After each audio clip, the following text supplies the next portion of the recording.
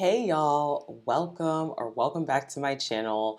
My name is Legs, and before we begin, I would absolutely love it if you would consider supporting the channel after you watch the video, after you suss out the vibes, by liking, sharing, commenting, and subscribing. Helps to get the videos out there. It inspires me to keep creating, and it just lets me know you guys like the content. Now, before we begin, I am using a new microphone. So, bear with me for the next few videos, okay? Please give me some grace. This is the time where I want the constructive feedback, the one where you guys are kind in the comments and let me know, hey girl, the mic sounds off. Now, if I see it repeatedly, I'll obviously understand that I need to adjust some settings, but I'm just playing around with this mic. If it sounds weird, please let me know, but give me some grace with these next few videos. Now, y'all don't understand, I am so excited to be talking about a show that is not Love is Blind, okay? If you haven't watched my Love is Blind content, you can go check it out. I'm gonna be honest, I am so ready to be done with this season of Love is Blind and just get back to other shows. I have not watched Married at First Sight in like 5 seasons. The last seasons I watched are Paige and Chris and Michael and Mika. I don't remember which one came last. Those are the last times I watched this show, but I am really excited to give this show another shot. This season seems promising. So we're gonna go over episodes 1 through 3. Technically, I'm gonna just breeze through episodes 1 and 2 though, because I feel like the wedding episodes, they don't have a lot to say, or at least like the ceremony part, and then we will get into the couples and what happened in episode 3 last night, because I feel like that's where the tea is. So anyways, let's jump into it. I'm also not gonna go on a super deep dive of each couple. I'm sure you guys by now know who the couples are. So anyways, our first couple that we are introduced to is Michelle and David. Now, Michelle, she has been single for 6 years. She provides for herself. She's had a really rough life, but she wants somebody who is an equal partner to her. She doesn't really want to be a breadwinner. She doesn't want to have to take care of a man. She lets us know off the rip she likes light-skinned black guys, okay? She jumps on it and tells us, and we are met with her partner, who is going to be David. David is Puerto Rican. I don't know if he's black. I could not tell if his dad is black, but I know for a fact on his mom's side, he is Puerto Rican. He tells us his mom is the matriarch. There's lots of matriarchs in his family. He was raised by a lot of strong women. And the way he talked at first, I thought his father wasn't in his life, but I guess the women in his family are just very strong and he likes to honor that. So David is not that independent man or that equal partner that Michelle wanted. David does indeed live in his mom's basement. He says he has 2 careers, and the reason why he lives in the basement is because he is trying to save money, but I'm not that convinced. I'm not that convinced, David. Now, he is turning 36. He actually gets married on his 36th birthday, and he is a self-proclaimed proud mama's boy. Now, he says he has a soft spot for white women with blue eyes. So, and I know I just hit the mic, sorry. He says he has a soft spot for white women with blue eyes. So I guess the experts got that there. He says that the love for his parents, that his parents have for one another, is out of this world. Here's the thing. Red flag already. It was a red flag on the play for me with people describe these very specific preferences they have. I don't care. I have already been very clear. I don't care if a white woman says she loves light-skinned black men. I don't care if a Puerto Rican and black guy says he wants to be with a white woman. That kind of stuff doesn't bother me whatsoever in terms of like, oh my God. But I feel like when people describe these very specific fetishes and preferences, it's kind of like, do you like the person for who they are, or do you like them because they just check off these boxes that you are into? So that's David and Michelle. Now we are next introduced to Ikechi and Iman, and who look. Ikechi tells us dating has been hell, okay? He is looking for this safe space, a best friend. He wants to make sure his wife is all good at all times. Now, David David. Ikechi is a creative, okay? So he writes, he paints, he makes music. He was a high school band director, but now he is a college counselor. And the big bomb that he drops is that he actually applied for MAFS Houston, but he wasn't chosen, and now he's in Chicago. Okay. Now, his friends are talking and they're saying a lot of weird stuff like, well, what if your wife doesn't like what you like? She has to understand that you need to have the space to be who you are. You need to have the space to do what you like. His other friend is like, what happens if you guys have different interests? This is all before the wedding, by the way. His other friend is like, what happens if you guys have different interests? And he says, I get that. I don't know. It definitely gave tease that Ikechi is the kind of person that expects his interests, his likes to kind of encapsulate the relationship. And he has a lot of trouble with taking interest in what his partner likes because he's so passionate in his own interests. And I've seen those kind of experiences before, and I feel like it's not that pleasant for the other partner. So we'll see about that. Next couple is Alan and Madison. Now, Alan, he is a very frugal guy. He talks a lot about how he grew up with a single mom and they struggled. So he says he's pretty frugal. He splurges maybe once a year on nice stuff. He seems like a pretty quiet guy, definitely a bit more reserved, but he claims he lets loose after work at the bar, okay? And we get Madison. Madison is the total opposite. She is extremely extroverted. She is the life of the party. She's always out with friends. She's always out with other people. She's a very successful woman. She lets us know she likes expensive dinners. She loves to travel. And she says that her mom was absent for most of her life or her adolescent life, so she was raised by a single dad. Now, she says that she went to therapy to kind of heal that mother wound, which is good because I think that definitely presents itself very heavily in relationships. And her typical type is tall, athletic builds, baby faces. This has affected her dating life a lot because she's always went for the arrogant, pretty boys.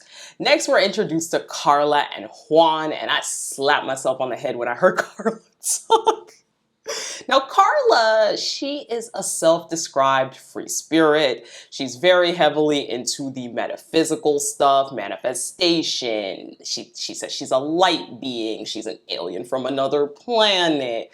A lot of this kind of new age spirituality that tends to kind of border on insanity. She's into a lot of that new age stuff. She does come from a traditional Mexican family, so dating was not really something that she experienced. Her father said, hey, don't bring home a man unless you are marrying that man. So, she's been in these long-term relationships to kind of fill a void, but obviously none of them really ever met her family or her dad because they didn't make it to marriage. But she says she's always been seeking love. And Carla talks a lot about how she has this void. She seeks love. It didn't sound great. Now, Juan, he is somebody who was born in Colombia. He had a pretty tough upbringing. His parents, really, really struggled. They came over to the US and there was a lot of unknowns. We see him kind of break down a lot and talk about how his life was always an unknown. Even as he's getting ready for his wedding, he talks about how because he always had these unknowns with coming here as an immigrant, that getting married at first sight is not a huge, like a really, really big deal for him because he's always struggled with these unknowns. Now, he said he has not found somebody yet who is in touch with both his Latino and his American side. He is worried that his partner is not going to like the things he likes because he likes to dance, he's very expressive. So that really bothers or scares him. And he says the apps, they haven't worked for him. And I love how everyone on this show, they try like 3 dates from the apps and then they come on here to get married immediately. But anywho. Last couple is Camille and Thomas. So Camille says she is a hopeless romantic, okay? Her parents got divorced when she was 13. And she felt like she had to kind of take over this emotional caretaker role. And, you know, that is, I don't know if Camille is an oldest daughter, but that sounds a lot like oldest daughter syndrome, where you're kind of like an emotional caretaker role to your parents, or parents, especially if you have like a single parent. Now, Thomas, he is a little bit like, you know, he felt like he was not going to get married at the age of 40. I think he's 41. He does say he is a perfectionist. He has a twin brother. But for Thomas, this is very important because his father passed away from cancer. And one of the things his father said before he passed was having a family and getting married would be the biggest way to honor him. So that is what we kind of learned about everybody. We do also get one wedding on this first episode between Camille and Thomas. Now we see Thomas in the room. He is talking about his insecurities. He's worried that his partner's not going to like him. He's worried that she might, you know, not be feeling who he is. But his mom does come in and give him a picture of his father who passed away. We also find out in this moment that Thomas is actually adopted. So both his birth mother and his adopted mother are at the ceremony. Now we get this little scene as they're walking to the altar of Camille running away. Feeling like too much. Yeah. Can I get some water? Get some water. It's okay. Take deep breaths. Yeah, am I built for this? I don't know. I don't even know if I'm not going to really talk too much about this because it was just staged. But she's running away because it's quote unquote too much. She doesn't know if she's making the right decision. She doesn't know if getting married at first sight is actually what she wants to do. But she does end up getting married to Thomas. We also see the beginning of Madison and Alan's wedding, and Alan is a little bit of a quirky guy. You know, he gives her a banana and then in the box there's also a Tiffany bracelet, and she also writes him a note and gives him a letter too. So we continue on episode 2 with their wedding, and you know, Madison is actually into the quirky humor, and I was like, wait, is Madison actually gonna like this guy? Because when I first saw them I was like, I don't know if the personality match is there, but it does seem like she's into the quirky humor. You know, in their little, like, the family wrote about you, they discuss once again Madison's wild side some more, which really concerns me, all this talk about her wild side, because I'm like, so is she ready to settle down? Because she definitely seems like she's out with a bunch of girlfriends every single weekend, you know, out every night, and I'm just, is Alan like that? Because I don't really get that vibe off of Alan, and I could definitely see Alan being like, where is my wife? But overall, they seem pretty cute in the ceremony. I don't really talk too much about the ceremonies themselves because I feel like you don't really get that much insight. Now, anyways, Carla and Juan, they have their wedding. So Juan is having a toast with his family. He is getting very emotional once again about being an immigrant, coming here from Colombia. Everything was an unknown. So this doesn't feel weird to him. He says he feels right at home doing an unknown marriage process like this. And again, he gets emotional. Carla, meanwhile, is talking with her sisters about how she manifested this. Remember, Carla is a light being. I'm sorry. Let me stop. She talks about how in their family, they all had unconditional love. So this has really set a high bar for whoever her partner is to also give that same unconditional love.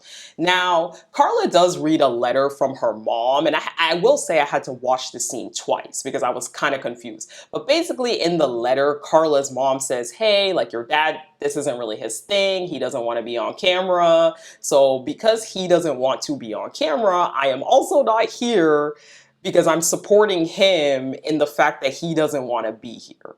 And look, I get it.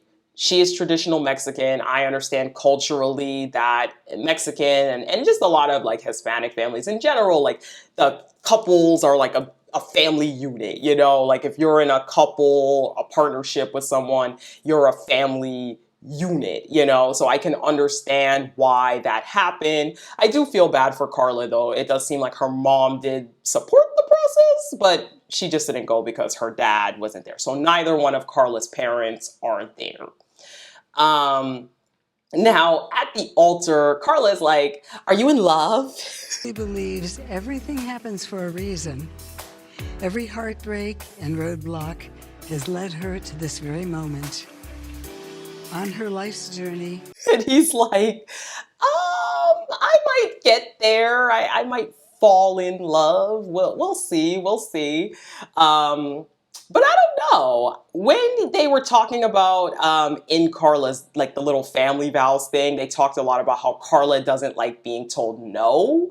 And I felt like Juan's face was kind of like, So I wasn't sure if he was feeling her off the rip. I feel like the personality type isn't, like, I think in his head he was feeling like that wasn't a match.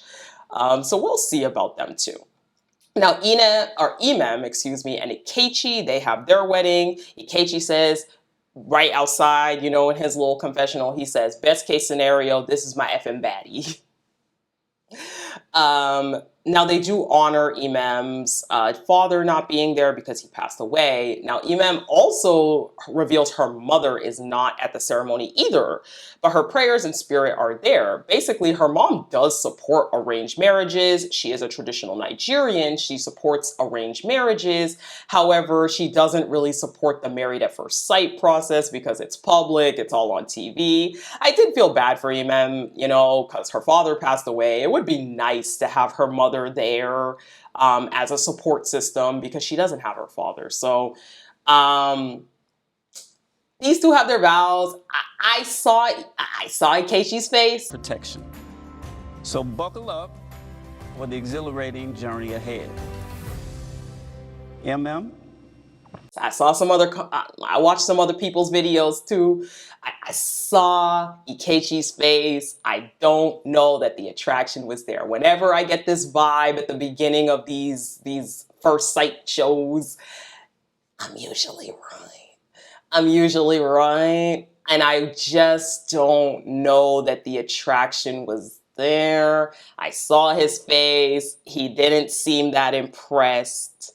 Okay, I'm holding out. I'm not saying that it's either way, but just take a note here. If we find out Ikechi was not attracted to Imam, just remember, I saw his face, okay?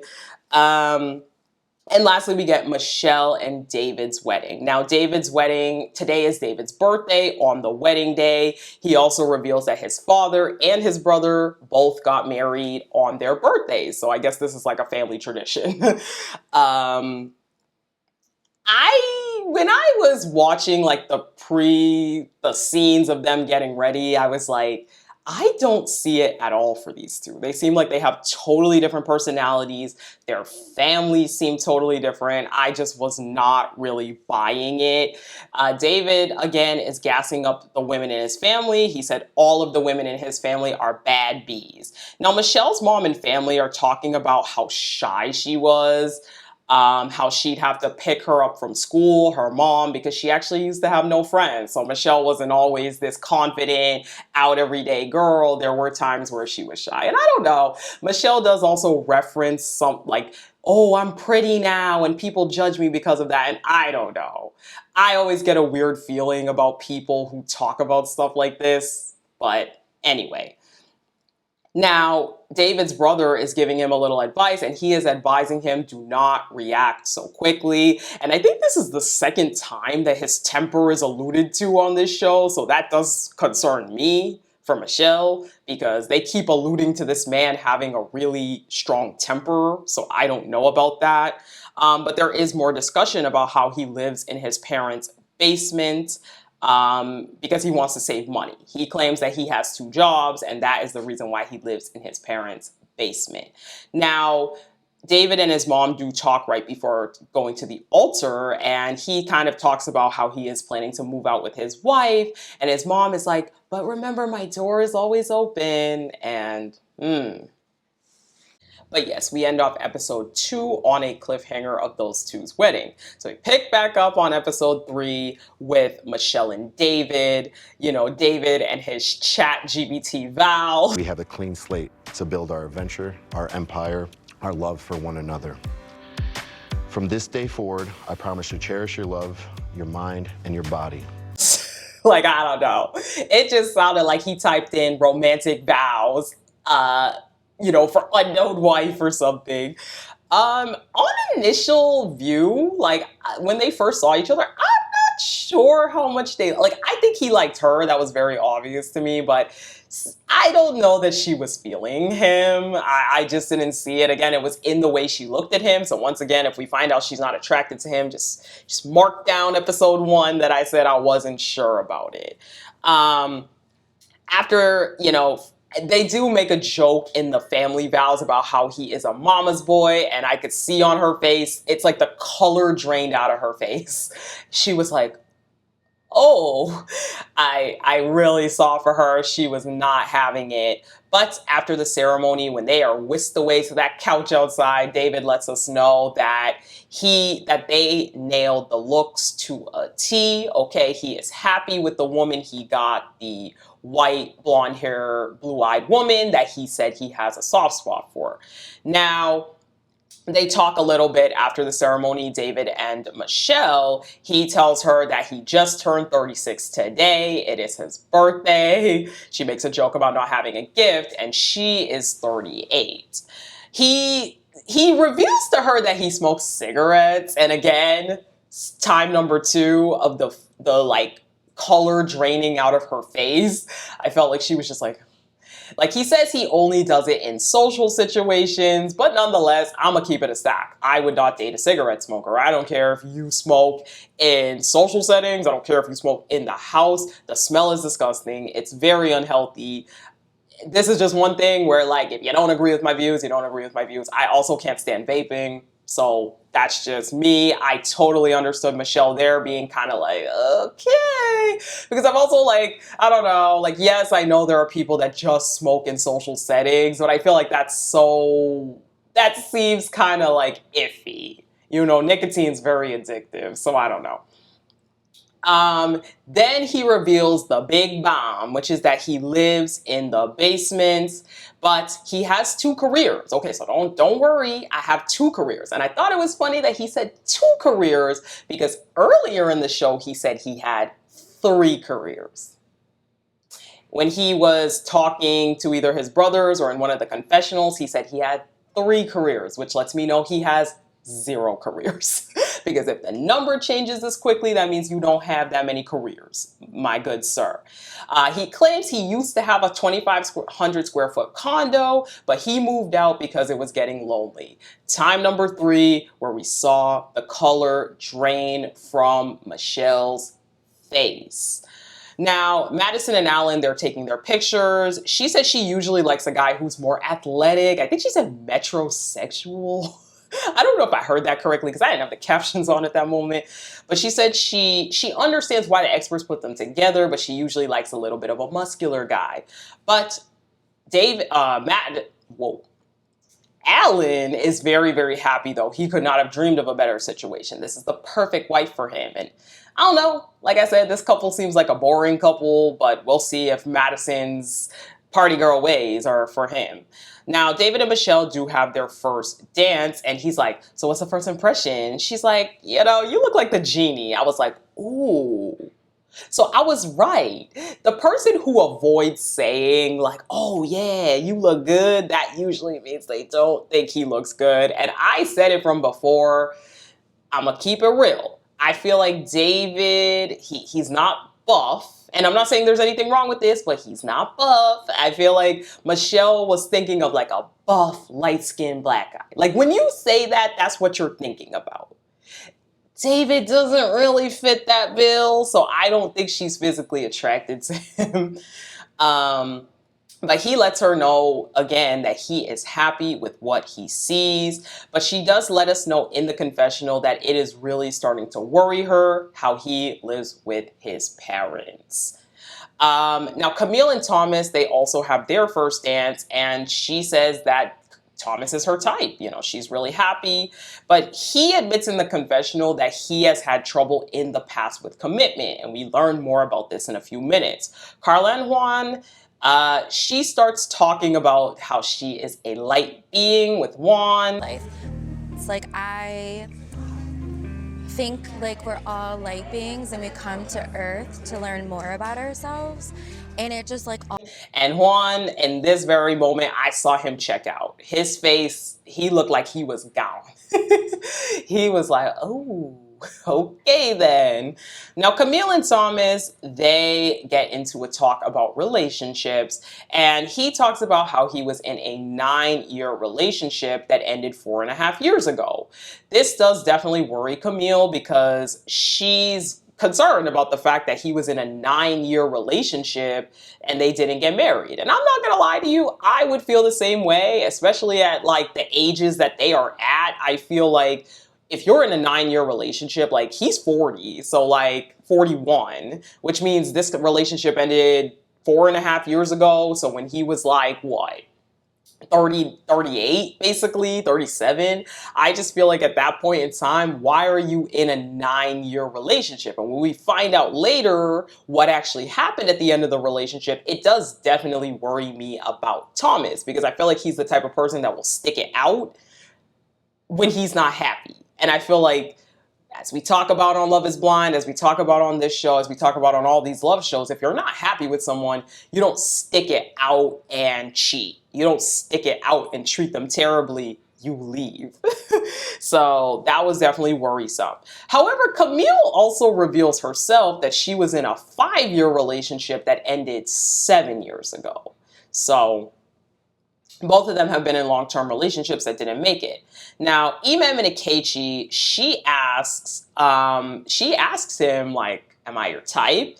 And he's like, you're definitely beautiful, but I don't really have a type, okay? My type is black women. Ask me my celebrity crush, Kelly Rowland, Michelle Obama.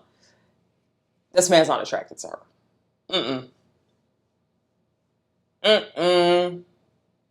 Because if the answer was yes, he would have said yes. If the answer was, yes, you're my type, he would have said yes. I peeped it in their ceremony. I'm peeping it for a second time. Ikechi, he's not attracted to her. And I feel very bad for her. I might be wrong. But the way he answered that question let me know he's not attracted. Now, her friend Courtney, Emem's friend Courtney, she was hype in this wedding. She pulled her aside and was like, oh my God, girl, he prayed for you. He prayed for you. Oh my God, girl, he prayed for you. And in all the little scenes where he had his friends singing, where Ikechi was up on the stage singing, her friend Courtney was like, like she was hype for this whole thing. I'm very worried. I'm very, very worried. I just think this man, we see it. Like he couldn't even look her in the eye. That's the other thing. I noticed when they were sitting at the table talking, he was side-eyeing her. He was not looking her directly in the eye. I'm so worried for her. And I hope I'm wrong. Let me just say, I hope I'm wrong. Okay. Now, Madison and Alan, she's talking with his groomsmen. She talks about how now people judge her for being snobby or stuck up because she's beautiful, but it actually took her a lot to get here, and she wasn't always this beautiful. And I'm sorry, but I can't stand when people say this. I cannot stand when people say, everyone judges me because I'm so gorgeous, but I'm actually a sweetheart inside. Get over it.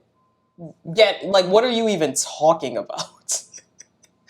She does admit that in previous relationships, she would start liking certain things specifically because her partner did, rather than because she was interested in it. And his groomsmen were like, yeah, well, Alan might be like that too, but he will really actually get into something because you like it. Alan is talking with her sister, I believe that was, about how he was in a relationship for a while. And in this relationship, he thought he was going to marry this woman. But in this relationship, she was very controlling. She felt that if Alan was 9 minutes late from wherever he was going to be, she would be asking for his receipts from the gas station. And the sister is like, okay, so what have you done though to heal from that? So he does talk about how he went to therapy. He's a huge advocate for mental health. And overall, he really, takes that time to get there. And, you know, that is worrisome. I think obviously, especially, I have questions about that relationship. First of all, I do have questions because I think typically people who start to project like cheating or nefarious behavior onto you with no real reason, it's probably because they're cheating. I mean, he never said that the ex was cheating on him, but I don't know. It seems like if usually that is the case, you know, when someone projects that nefarious behavior onto you for no real reason. Um, but overall, yeah, he's a mental health advocate, and he takes a lot of care of himself. So David and Michelle. Michelle asks David's parents, you know, why do you live? Why does he live with you guys? With you guys, are you like, get out of here, or No. you embrace that? It's a temporary thing. He is ready to move on. Yeah. I think he's been there because we've needed. And his mom says it's temporary, you know, they just have him around, you know, to help out with stuff. But Dad's face was the real answer. Dad's face was the real answer, because Dad was looking at Mom like, what in the world is you talking about? You know our son's a bum. The Dad's face was like, what in the world? What do you mean he helps out? Sitting in the basement, smoking his cigarettes and playing Xbox? The Dad's face told me all I needed to know. Now, she does also bring up to David's parents how he smokes, you know, cigarettes, and how she feels about that. And David's mom talks about how she's a cancer survivor. You know, it's not something that she loves that he does, but he really does only do it in social settings. Dad chimes in at this point and does say, yeah, he's never smoked in front of me before. And I'm like, yeah, okay, cool. He doesn't smoke in front of you guys. I bet y'all's basement smells like an ashtray. I'm sorry, I can't stand cigarette smoking. That's one thing where y'all can hate on me in the comments for that if you feel some type of way, because I cannot stand cigarette smoking. It's disgusting. Now, David's sister, or Michelle's sisters, or her bridesmaids, whoever they were, they tell David that Michelle really enjoys being surprised randomly, you know, things like random flowers, random little gifts, and that she does have a lot of trouble with vulnerability. And again, I'm just wondering if David's in a spot where he's going to be able to fulfill these different things that Michelle needs. I feel like no. Okay, I feel like no. Now, Carla is talking with Juan's brothers, and she's talking about, again, how she's a free spirit. She goes with the flow, you know, she just kind of flows through life. And the brothers are like, oh, well, Juan, he goes with the flow too, but he flows with a plan. Both of their faces were definitely like, what is she talking about? Now, she does talk about how she will need help with being soft, which I find very interesting, because I feel like, I feel like a lot of people who are usually into that new age spirituality are also into being soft and being gentle. So, had some questions about it all. Juan talks about with her brother and sister how he doesn't feel like how men are mature enough to make the decision to get married in their 20s, but now that he's 36, he's lived a lot of life, he does feel ready to get married at this point. All right. Camille and Thomas. Camille is talking with Thomas's groomsmen, and his brother is one of them. She does tell his brother that she wanted someone very family oriented, you know, someone who has the pool parties. You know, she couldn't deal with somebody who doesn't have a family that gets together, does things, because that's how her family is. Now, they do talk a little bit about the 9-year relationship. This does come up, and basically, you know, his brother reveals like, oh yeah, he kind of got like stuck in a situation and he didn't really know how to eject from that situation. So he talks about with her family and friends how he cheated at the end of the last relationship. He stepped out because he was not happy and he didn't know how to end it. And once again, I think that starting off a relationship on a lie, starting off with a lie about cheating, starting off on a lie in general is a big red flag. Combined with the fact that he talks about how he's had trouble with commitment and things as such. I don't know, Camille girl, you're gonna need to stay vigilant because I don't like how Thomas did this already. Something about it, red flag. Let's take it down on the virtual notepad, okay? The metaphorical notepad, that he lied about the cheating in this relationship. Anyways, let's keep going. So Akechi and Emem, talks about with Emem, Emem talks with Akechi's groomsmen and family about how she's 35 right now. She has her own nurse practitioner practice. She is very successful, but she's ready to find love. They talk about how, for Akechi, he gave everything to his last girlfriend, I believe, and that woman ended up cheating on him. But they do discuss again this book of letters that he has been writing to his future wife. Now, he tells, Akechi talks with Emem's cousin, and cousin is on it. And I kind of liked it. I kind of liked how the cousin was on it, okay? Because I feel like some of these family members be dilly-dallying around and they don't be asking the real questions. I like how the cousin was like, all right, so what's this? What's this? What's this? What's this? Let's get to it. I just re-signed my contract. Okay. And I thought about buying a place here. From a man-to-man standpoint, you seem on paper just like a real eligible bachelor. So he does tell her cousin that he hasn't had a serious relationship in 12 years. He was engaged in a previous relationship, but it didn't happen because of him. Supposedly, they mutually decided to end it. And so the cousin is like, okay, so in 12 years, you haven't dealt with a woman? And he's like, well, no, I have dealt with women seriously. And this is my problem with Akechi. I feel like he tries to sound like a certain type of guy that he's not.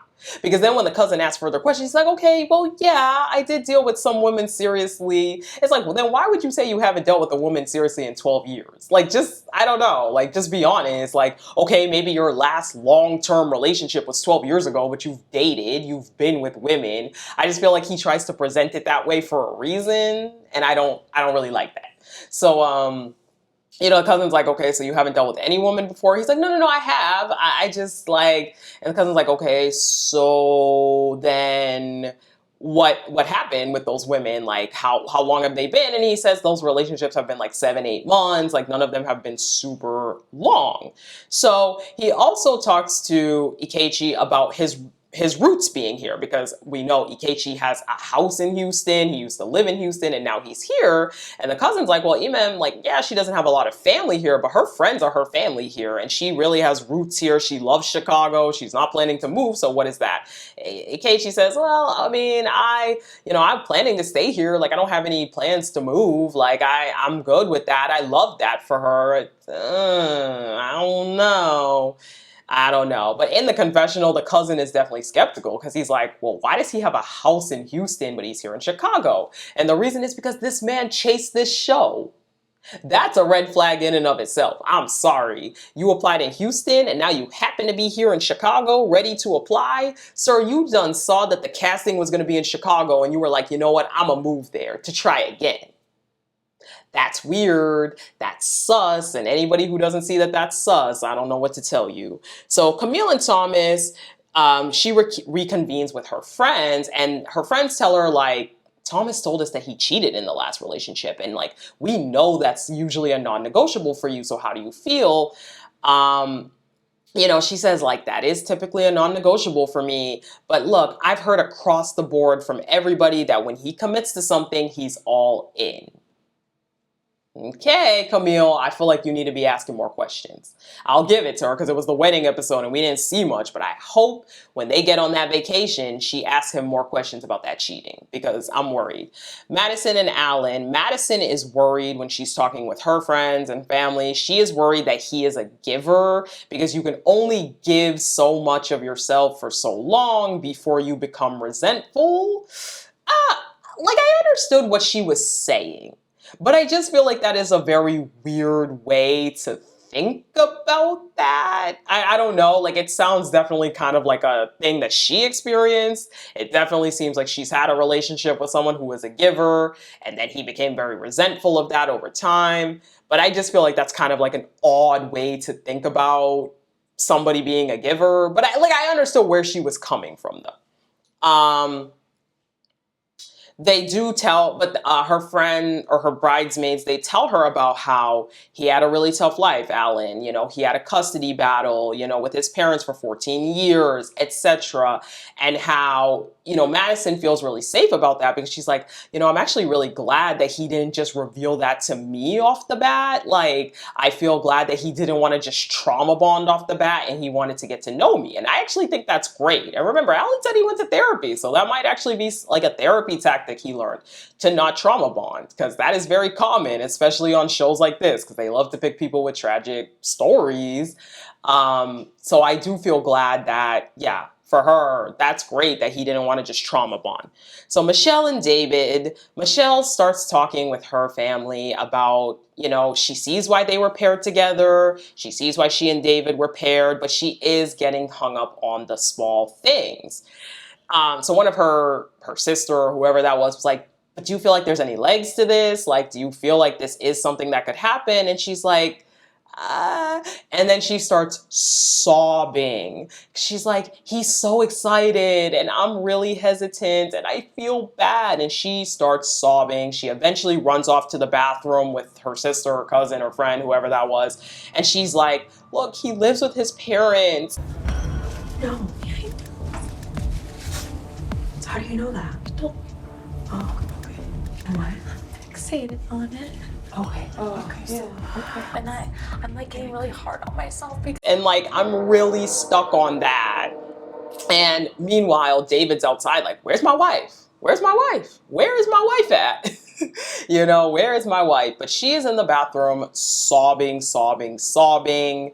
And she is 100% really, really upset about it. Her friend tells her, look, like, don't judge him before you actually know more about the story. Why don't you ask him further details and further information about why he lives with his family before you just get hung up on it? And I'm gonna say the same thing about David that I said about Nick D on Love is Blind.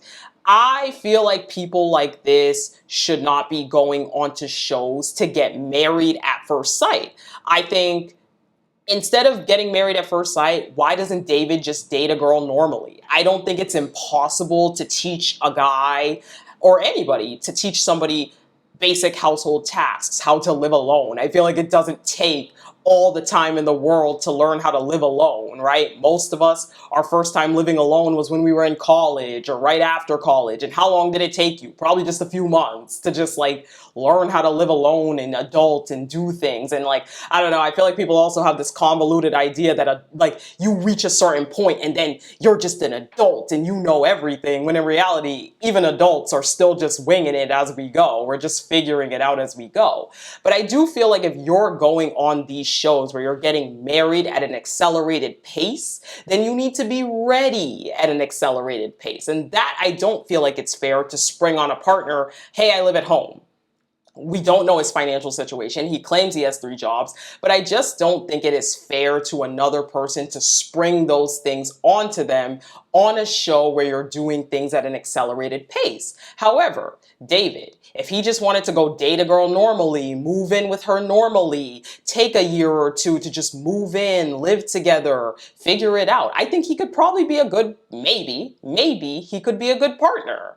But I do feel like for getting married at first sight, it is not fair that you live in your mom's basement. In 8 weeks, you're expecting to have somebody else basically teach you the reins of everything. I just don't find that fair. And I understand that's controversial, debatable, whatever. We saw it with Nick D on Love is Blind as well. I just feel like if you're going to go on an accelerated marriage show, you need to be ready at an accelerated pace. Eventually, Michelle does come out of the bathroom and find David, and David's like, "Oh, are you okay?" And Michelle's like, "Yeah, I just needed a moment, but I'm good." They do all go back to the rooms, and it seems like pretty much everyone has attraction to each other. Carla and Juan, Carla was ready to go. But it does seem like mostly all of the couples have that initial attraction to each other. However, Michelle does bring up living to David again how he lives with his parents, and he talks about how, look, like, I wanted to be upfront with you, I wanted to be honest with you about where I'm at, what I'm doing, you know, I owe it to you to tell the truth all the time. But Michelle is very worried about this, and I don't blame her. I'm sorry, I don't blame her, because again, I don't think that it takes a long time to learn how to live by yourself. But I just feel like with these shows at an accelerated pace, it is really not fair to put that on somebody else. But that is kind of where we end off the episode. We're finally starting the vacations next week, so we will start the individual recaps now. The wedding episodes are so boring.